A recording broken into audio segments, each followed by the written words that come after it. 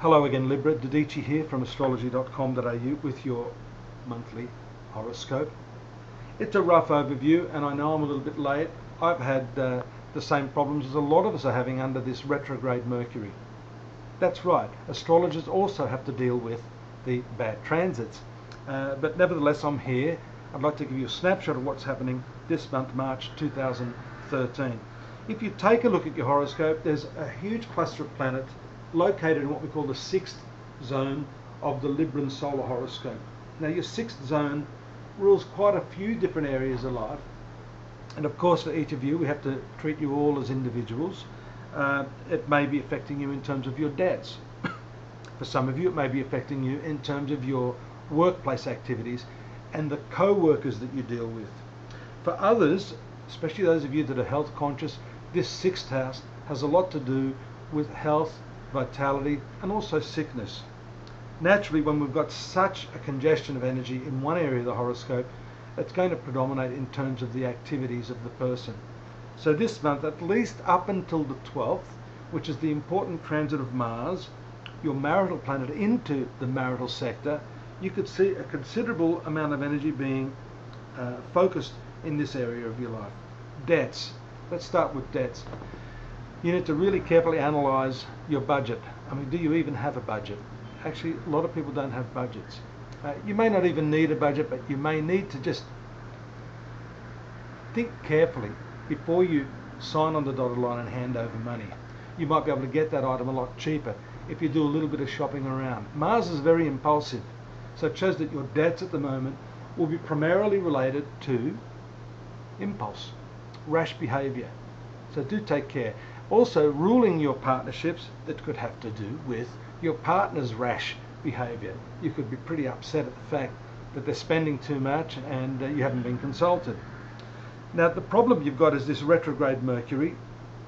Things don't go to plan here because the retrogression shows that you are not armed with the facts that you need to make a decision. So before you go into World War III with your partner for spending too much at the club last week, or when you get the credit card bill, you need to bear in mind that they may have been spending that money on you. And this is what happens under a retrograde Mercury.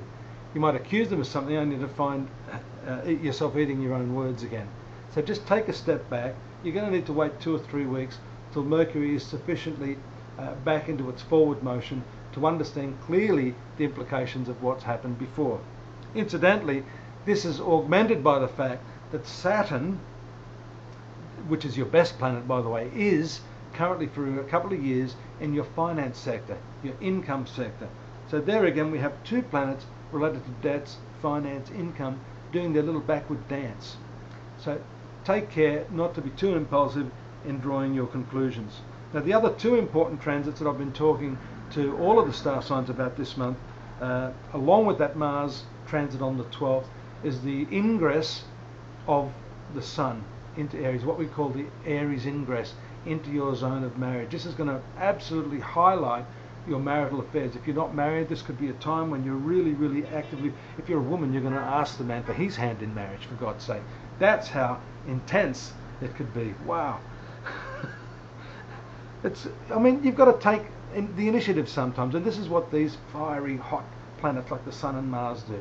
That happens on the 20th, and thereafter your ruling planet, Venus, if that wasn't enough, you're going to have a triple whammy here with Venus moving into that zone of marriage as well. That happens on the 22nd.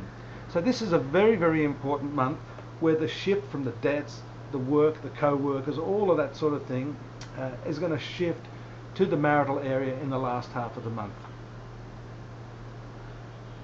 I'd like you to take a look at the textual analysis that we have, so you can go into more detail and more of a breakdown on the day-by-day transits. Every few days there are different transits. We have that textual breakdown for you at our website, astrology.com.au. You might like to join the 1.6 million people that are coming in there to get their daily hit, the daily readings and the yearly forecasts as well, to contextualize everything that's happening in these brief videos that I'm giving you.